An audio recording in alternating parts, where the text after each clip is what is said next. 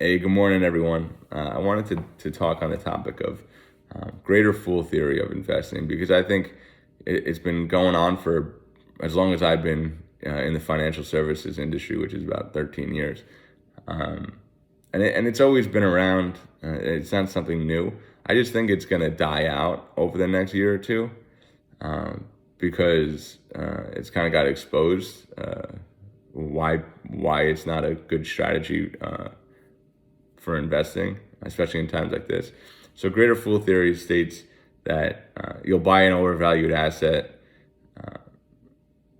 with the idea that the way you're going to make money is by selling it at a higher price to another person who also doesn't care that it's overvalued, and that other person's the greater fool.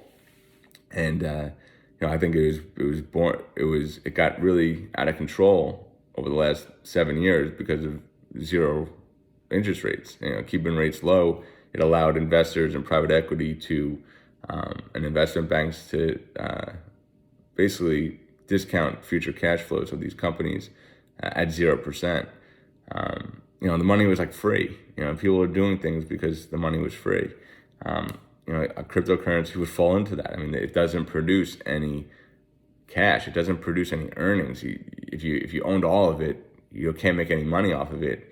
The only way you can is by having someone buy it from you at a higher price. And there's really no reason to do that when you look at the fundamentals.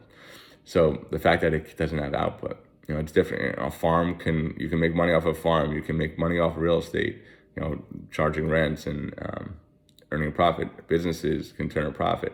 But there are some businesses that benefited from greater fool theory as well.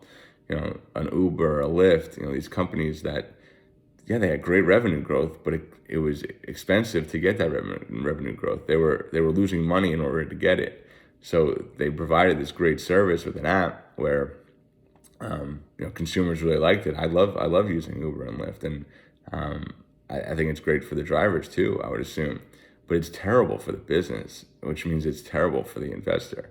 There's no path to getting paid back as an investor in those companies.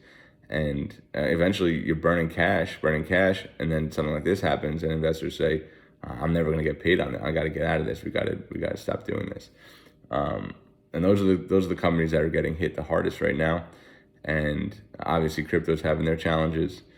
And I think it's going to be a year or two before greater fool theory becomes more popular of an investment strategy again. And I think.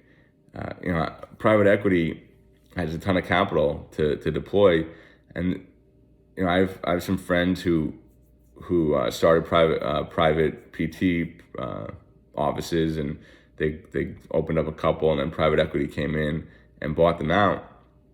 And it's different. They get synergies from buying out these practices. They're able to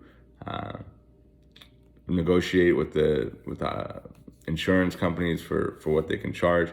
So you can take pen to paper and make a case for why these companies are getting bought out, because they do turn a profit.